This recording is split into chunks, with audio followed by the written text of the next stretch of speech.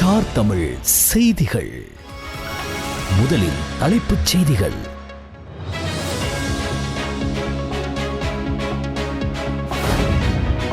நாட்டு மக்கள் மத்தியில் சுங்கம் தொடர்பில் தற்போது காணப்படும் தவறான புரிதல்கள் களையப்பட வேண்டும்.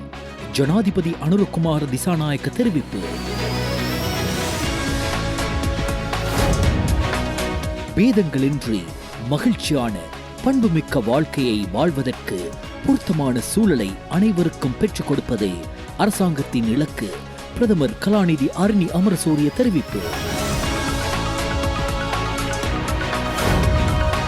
புதிய ராணுவ தளபதியாக மேஜர் ஜெனரல் லசாந்த ரொட்ரிகோ மற்றும் புதிய கடற்படை தளபதியாக ரியர் அட்மிரல் காஞ்சன பனாகுட நியமனம்.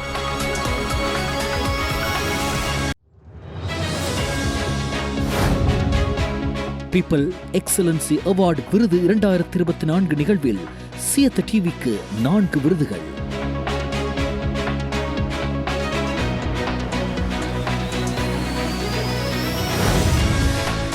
அமெரிக்காவின் 39வது ஜனாதிபதியான ஜிம்மி கார்ட்டர் காலமானார்.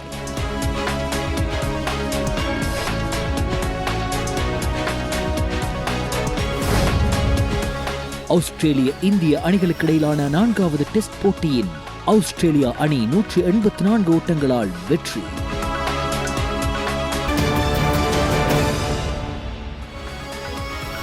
உள்நாட்டுச் செய்திகள். ஜனாதிபதி அனுரகுமார திசாநாயக்க மற்றும் குடிவரவு குடியகழ்வு திணைக்களம், இலங்கை சுங்க மற்றும் விமான நிலையம் மற்றும் விமான சேவை நிறுவனத்தின் பிரதானிகளுக்கு இடையிலான கலந்துரையாடல் ஒன்று ஜனாதிபதி அலுவலகத்தில் இடம்பெற்றது. போதைப்பொருள் மற்றும் சட்டவிரோத பொருட்கள் நாட்டிற்குள் வருவதை தடுத்தல், விமான நிலையம் சுங்க திணைக்களத்திற்குள் நடக்கும் ஊழல் மோசடிகளை மட்டுப்படுத்தல், சட்டவிரோதமான முறையில் நபர்கள் நாட்டிலிருந்து வெளியேறுவதை தடுப்பது குறித்து இதன்போது விரிவாக கலந்துரையாடப்பட்டது. அதற்காக குடிவரவு குடியகழ்வு திணைக்களம், இலங்கை சுங்க மற்றும் விமான நிலையம் மற்றும் விமான சேவை நிறுவனம் ஆகிய 3 நிறுவனங்களிலும் இணைய கமரா கட்டமைப்பு மற்றும் கண்காணிப்பு நிலையத்தை ஸ்தாபிக்குமாறு ஜனாதிபதி அனுரகுமார திசாநாயக்க ஆலோசனை வழங்கினார். அதேபோல் தற்போதுள்ள ஸ்கேன் இயந்திரங்களுக்கு பதிலாக மேம்படுத்தப்பட்ட நவீன ஸ்கேன் இயந்திரங்களை பயன்படுத்தி இந்த நிறுவனங்கள் ஊடாக நடக்கும் கடத்தல்களை தடுப்பதற்கு நடைமுறை சாத்தியமான புதிய செயல்முறையை ஆரம்பிக்க வேண்டும் என ஜனாதிபதி குறிப்பிட்டார். மேலும் நாட்டு மக்கள் மத்தியில் சுங்கம் தொடர்பில் தற்போது காணப்படும் தவறான புரிதல்கள் களையப்பட வேண்டும் எனவும் அதற்காக கடுமையான சட்ட நடவடிக்கைகள் எடுக்கப்பட வேண்டும் என்பதையும் ஜனாதிபதி அனுரகுமார திசாநாயக்க இதன்போது வலியுறுத்தினார். வெளிநாட்டு அலுவல்கள், வெளிநாட்டு வேலைவாய்ப்பு மற்றும் சுற்றுலாத்துறை அமைச்சர் விஜித ஹேரத், பொதுமக்கள் பாதுகாப்பு மற்றும் பாராளுமன்ற விவகார அமைச்சர் ஆனந்த விஜயபால, ஜனாதிபதியின் செயலாளர் நந்திக சனத் குமாநாயக்க, பணிப்பாளர் நாயகம் சரத் தோனிஸ் ஆகியோர் இதன்போது கலந்து கொண்டனர்.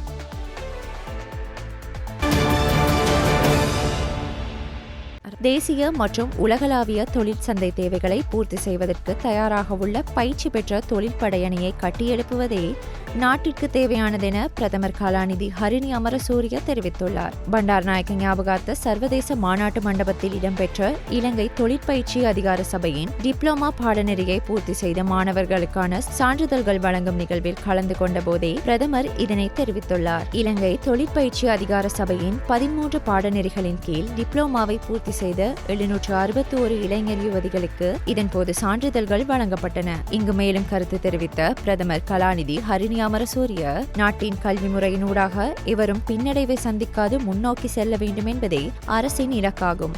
எமது இளையோரின் திறன்களை பூரண வேலை வாய்ப்புக்கு நேரடியாக பொருந்தக்கூடிய நபர்களாக மாற்றி அமைக்க வேண்டும். அதேபோல் தொழில் முனைவோர் திறன் கொண்ட தொழிற்படை அணியாக இருக்க வேண்டும். இதன் மூலம் தொழிற்சந்தைக்கும் இளையோர் சமூகத்திற்கும் இடையே காணப்படும் திறன் பரஸ்பரத்தை குறைக்க முடியும். தொழிற்கல்வி, கைத்தொழிற்கல்வி அல்லது தொழில் சந்தைக்கு நேரடியாக தொடர்புபடும் பயிற்சி சந்தர்ப்பங்களை அதிகளவானோர் பெற்றுக்கொள்ளக்கூடிய வகையில் பாடசாலையில் இருந்து 3ஆம் நிலை மட்டம் வரை இளைஞர் யுவதிகளுக்கு தொழில்நுட்ப கல்வி மற்றும் தொழில் திறன்களை பெற்றுக் கொடுப்பதற்கு எமது கொள்கை பிரகடனத்தினூடாக நாம் திட்டங்களை வகுத்துள்ளோம். புதிய ராணுவ தளபதியாக மேஜர் ஜெனரல் லசாந்த ரொட்ரிகோவும் புதிய கடற்படை தளபதியாக ரியர் அட்மிரல் காஞ்சன பனாகுடவும் ஜனாதிபதி அனுரகுமார திசாநாயக்கவினால் நியமிக்கப்பட்டுள்ளனர். இது தொடர்பான நியமன கடிதங்கள் இன்று ஜனாதிபதியின் செயலாளர் கலாநிதி நந்திக சனத் குமாநாயக்கவினால் ஜனாதிபதி அலுவலகத்தில் வைத்து கையளிக்கப்பட்டன. ராணுவ தளபதி ஜெனரல் விக்கும் லியனகே மற்றும் கடற்படை தளபதி அட்மிரல் பிரியந்த பெரேரா ஆகியோர் நாளை தமது பணிகளிலிருந்து ஓய்வு பெறுகின்றனர். மோல்டா மற்றும் இலங்கைக்கிடையிலான ராஜதந்திர தொடர்புகள் 25வது ஆண்டு நிறைவை எட்டியுள்ளன. புதுடில்லி நகரில் உள்ள மோல்டா உயர்ஸ்தானிகர் அலுவலகத்தின் இலங்கை தொடர்பிலான உயர்ஸ்தானிகர் ரூபன் கவுசி அவர்கள் கொழும்பு பிரதமர் அலுவலகத்தில் வைத்து பிரதமர் கலாநிதி ஹரிணி அமரசூரியவை சந்தித்தார். 2025ஆம் ஆண்டில் இரு நாடுகளுக்கும் இடையிலான ராஜதந்திர தொடர்புகளின் 25வது ஆண்டு பூர்த்தியாவதுடன் மோல்டா மற்றும் இலங்கைக்கிடையிலான இருதரப்பு உறவுகளை தொடர்ந்தும் பலப்படுத்துவதன் முக்கியத்துவம் குறித்து இந்த சந்திப்பின் போது கவனம் செலுத்தப்பட்டது. இலங்கையுடனான ஒத்துழைப்பை பலப்படுத்துவதற்கு மோல்டா அர்ப்பணிப்புடன் செயலாற்றுவதாக உயர்ஸ்தானிகர் ரூபன் கவுசி சுட்டிக்காட்டினார். இங்கு கருத்து தெரிவித்த பிரதமர் கலாநிதி ஹரிணி அமரசூரிய உலகின் புகழ்பெற்ற சுற்றுலா தலமாக இலங்கையின் சுற்றுலாத்துறையை கட்டியெழுப்புவது தொடர்பிலும் தகவல் தொழில்நுட்பம் மற்றும் சுற்றுலா துறைகளில் தொழில் வாய்ப்புகளை உருவாக்குவதன் முக்கியத்துவம் குறித்தும் கருத்து வெளியிட்டார். பிரதமரின் செயலாளர் பிரதீப் சபுதந்தரி, பிரதமரின் மேலதிக செயலாளர் சாகரிகா போகவத்த, வெளிவிவகார அமைச்சின் ஐரோப்பிய மற்றும் வட அமெரிக்கா பிரிவிற்கான பணிப்பாளர் இசுரிகா கருணாரத்ன உள்ளிட்ட அதிகாரிகள் இந்த சந்திப்பில் கலந்து கொண்டனர். மாவனெல்லை பிரதேசத்தில் பெருந்தொகையான போதை மாத்திரைகளுடன் 3 சந்தேக நபர்கள் கைது செய்யப்பட்டுள்ளனர். மாவனெல்லை போலீசாருக்கு கிடைத்த தகவலின் அடிப்படையில் முன்னெடுக்கப்பட்ட சுற்றிவளைப்பில் சந்தேக நபர்கள் 3வரும் மாவனெல்லை ஹிந்தனிய மயானத்திற்கு அருகில் கைது செய்யப்பட்டதாக போலீசார் தெரிவித்தனர். இதன்போது 8100 போதை மாத்திரைகள், சந்தேக நபர்கள் வந்த வேன் மற்றும் மோட்டார் சைக்கிள் என்பனவும் போலீசாரால் கைப்பற்றப்பட்டுள்ளதாக தெரிவிக்கப்படுகிறது. கைது செய்யப்பட்ட சந்தேக நபர்களில் ஒருவர் கொழும்பிலிருந்து போதை மாத்திரைகளை வேனில் கொண்டு வந்து மோட்டார் சைக்கிளில் பிரவேசித்த 2 சந்தேக நபர்களுக்கு விற்பனை செய்து கொண்டிருந்த போதே இந்த கைது இடம்பெற்றுள்ளது. கைது செய்யப்பட்ட சந்தேக நபர்கள் 22 வயது, 24 வயது மற்றும் 25 வயதுடைய மாவனெல்லை பிரதேசத்தை சேர்ந்தவர்கள் என தெரியவந்துள்ளது. சம்பவம் தொடர்பான மேலதிக விசாரணைகளை மாவனெல்லை போலீசார் முன்னெடுத்துள்ளனர்.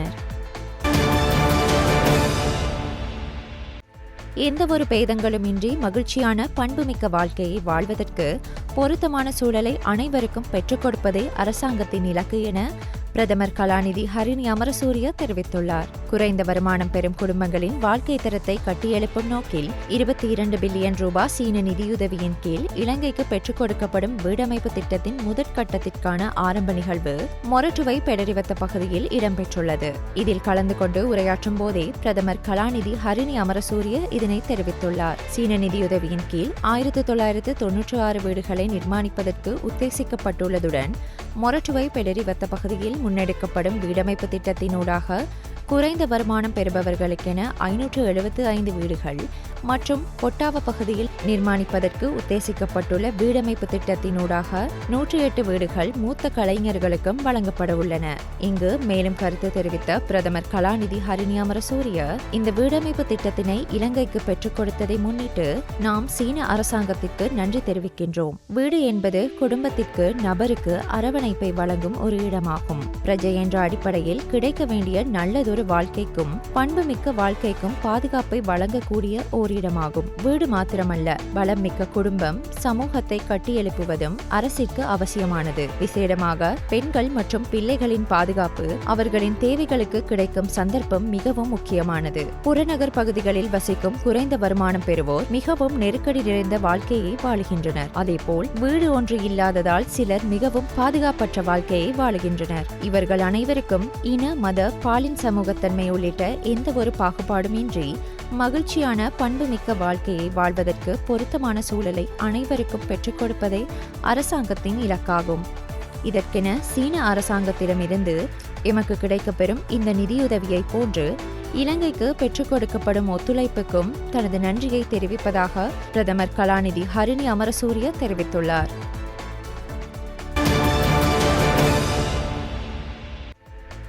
நேற்று கொழும்பு பண்டாரநாயக்க ஞாபகார்த்த சர்வதேச மாநாட்டு மண்டபத்தில் நடைபெற்ற 2024 பீப்பிள் எக்ஸலன்சி அவார்ட் நிகழ்ச்சியின் வாய்ஸ் ஆஃப் ஏசியா ஊடக வலையமைப்பின் எமது சகோதர வலையமைப்பான சியத்த டிவி 4 விருதுகளை பெற்றுள்ளது. வருடத்தின் சிறந்த செய்தி வாசிப்பாளருக்கான விருது, வருடத்தின் சிறந்த செய்தி நிகழ்ச்சிக்கான விருது, புதிய யுகத்திற்கேற்ற செய்தி வாசிப்பாளருக்கான விருது மற்றும் வருடத்தின் சிறந்த வளர்ந்து வரும் செய்தி வாசிப்பாளருக்கான விருது ஆகிய விருதுகள் கிடைக்கப்பெற்றுள்ளன. வருடத்தின் சிறந்த செய்தி வாசிப்பாளருக்கான விருதை உதேஷான் இடமேங்கெதிர அவர்களுக்கும், එසේනම් වසරේ ප්‍රශස්තතම ප්‍රවෘත්ති නිවේදක ලෙස අද දවසේදී සම්මානයට පාත්‍ර වන්නේ සියත ටීවී නාලිකාවේ උදේශාන් නිටමේගෙදර.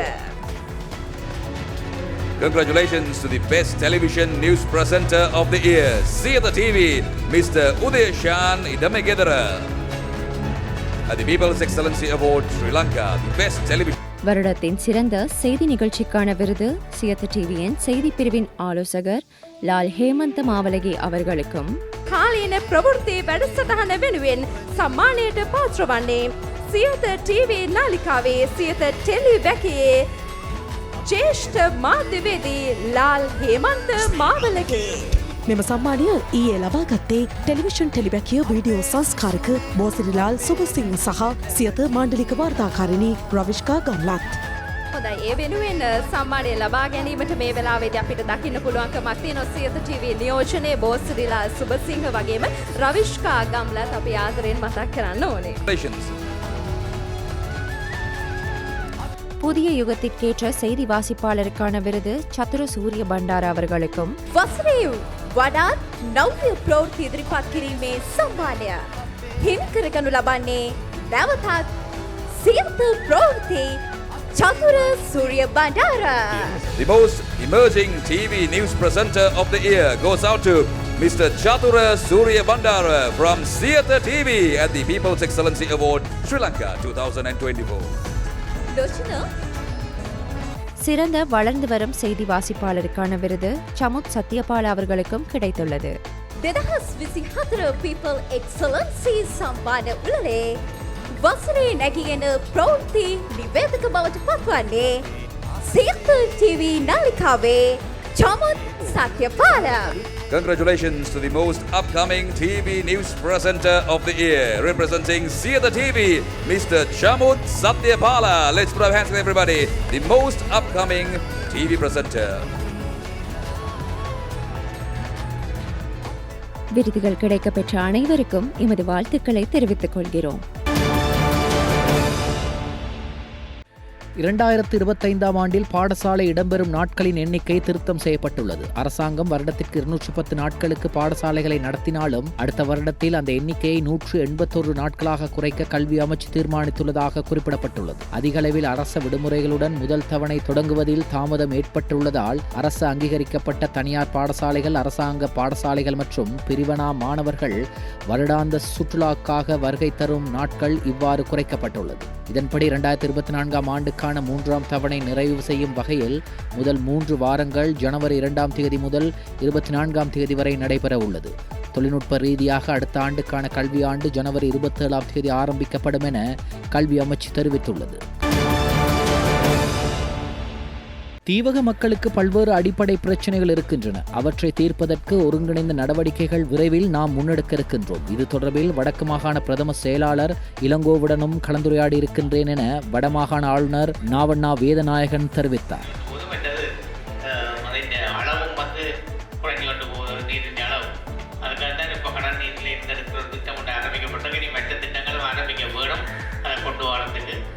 அவருடைய தலைமைத்துவம் ஒரு சிறப்பாக நடைபெற்றுக் கொண்டிருக்கிறது. இதனுடைய ஒரு வளர்ச்சிக்கு ஒரு காரணமாக இருக்கிறது. பல பல சிறப்பான செயற்பாடுகளை அவர்கள் செய்து கொண்டிருக்கிறார்கள். அந்த வகையில் இந்த நீரும் இதனுடைய தன்மை அறிந்துதான் வெளிநாட்டவர்கள் இந்த அதுவும் சர்வதேசத்தில் இந்த நீர் விநியோக திட்டத்தை ஆரம்பிக்கிறதாகத்தான் அந்த குறுக்கிலான இந்த பவுசரை வழங்கி வைத்திருக்கிறார்கள். இந்த அடிப்படை முக்கியத்துவம் வாய்ந்த சில சேவைகளை என்ன மாதிரி நாங்கள் வழங்கலாம் என்று யோசித்து அதை செய்வதற்கு நாங்கள் முக்கியமாக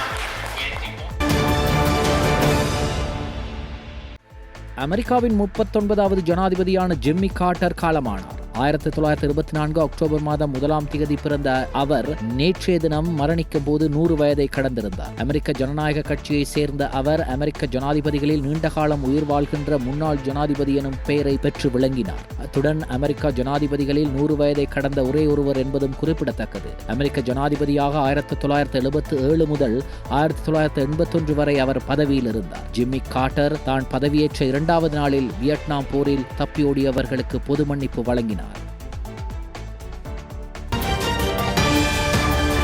இடைவேளைக்கு பின்னர் செய்திகள் தொடரும். செய்திகள் தொடர்கின்றன. வெளிநாட்டு செய்திகள்.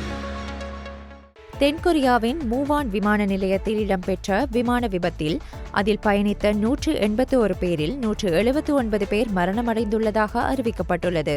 உயிர் பிழைத்த இருவரும் விமான சேவை ஊழியர்கள் எனவும் தெரிவிக்கப்படுகிறது. விமானத்தில் பயணித்த 181 பேரில் 2 பேர் தாய்லாந்து நாட்டவர்கள் எனவும் ஏனையோர் தென்கொரியர்கள் எனவும் தெரிவிக்கப்படுகின்றது. இவர்களில் பெரும்பாலானோர் கிறிஸ்துமஸ் கொண்டாட்ட விடுமுறைகளுக்காக சென்று மீண்டும் நாடு திரும்பியவர்கள் என அந்நாட்டு செய்தி நிறுவனங்கள் தெரிவிக்கின்றன. அசர்பைஜான் ஏர்லைன்ஸுக்கு சொந்தமான விமானம் குரோஸ்னியில் தரையிறங்க இருந்த நேரத்தில் அனுமதி மறுக்கப்பட்டது. மோசமான வானிலை காரணமாக அனுமதி மறுக்கப்பட்டுள்ளதாக கூறப்படுகின்றது. இதனால் கசகஸ்தானில் உள்ள அட்டாவில் தரையிறங்க விமானம் வேண்டுகோள் விடுத்து தரையிறக்க முயற்சித்த போது தரையில் மோதி விபத்து ஏற்பட்டது. இதில் 38 பேர் உயிரிழந்தனர். பின்னர் வான் பாதுகாப்பு சிஸ்டம் அல்லது ஏவுகணை மூலம் தாக்குதல் நடந்திருக்கலாம் என அசர்பைஜான் ஜனாதிபதி குற்றம் சுமத்தியுள்ளார். ரஷ்ய இராணுவமே இந்த தாக்குதலை நடத்தியிருக்கலாம் என்று அசர்பைஜான் ஜனாதிபதி குற்றம் சாட்டியுள்ளார். வடக்கு காசாவில் பெய்த் லஹியா நகரில் இருக்கும் கமால் அத்வான் வைத்தியசாலையை சுற்றி வளைத்து அதற்கு தீ வைத்த இஸ்ரேலிய படை காசா நகரில் இருக்கும் அல் வபா வைத்தியசாலை மீது நேற்று நடத்திய செல் தாக்குதலில் 7 பேர் கொல்லப்பட்டுள்ளனர். கமால் அத்வான் வைத்தியசாலை தகர்க்கப்பட்டதை அடுத்து வடக்கு காசாவில் இயங்கும் கடைசி வைத்தியசாலையாக உள்ள அல் வபா வைத்தியசாலையின் மேல்தளத்தின் செல் தாக்குதல் நடத்தப்பட்டதாக பாலஸ்தீன செய்தி நிறுவனமான வபா தெரிவித்துள்ளது. தென்கொரியாவில் பதவி நீக்கம் செய்யப்பட்ட முன்னாள் ஜனாதிபதி யூன் சுக் பால் நேற்று ஞாயிற்றுக்கிழமை விசாரணைக்கு அழைக்கப்பட்ட போதிலும் முன்னிலையாகவில்லை என தெரிவிக்கப்பட்டுள்ளது. 2 வாரங்களில் அவர் 3வது முறையாக புலனாய்வாளர்களின் அழைப்பை மீறியுள்ளதாக சர்வதேச செய்திகள் தெரிவிக்கின்றன. யூனை விசாரிக்கும் புலனாய்வாளர்கள் அவரை ஞாயிற்றுக்கிழமையான நேற்று காலை 10 மணிக்கு விசாரணைக்கு முன்னிலையாகுமாறும் உத்தரவிட்ட போதிலும் அவர் கோரிக்கையை நிராகரித்துள்ளார். முன்னாள் தென்கொரிய ஜனாதிபதி யூன் சுக் பால் கடந்த 3ஆம் திகதி அந்நாட்டில் அவசரகால இராணுவ ஆட்சியை அமுல்படுத்தியதில் பெரும் சர்ச்சை ஏற்பட்டது. இடைவேளைக்கு பின்னர் செய்திகள் தொடரும். செய்திகள் தொடர்கின்றன. விளையாட்டு செய்திகள். Coming into day 5 with all 4 possible results on the table. Australia 333 runs ahead. They choose to continue to bat.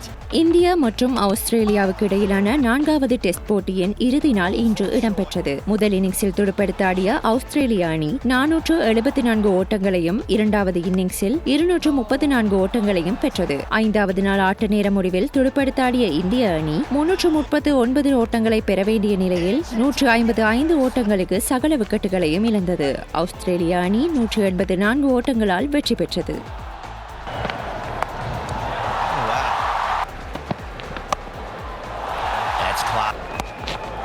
Gets a bit of length, top edge, man down there, Marsh, catch! Little edge!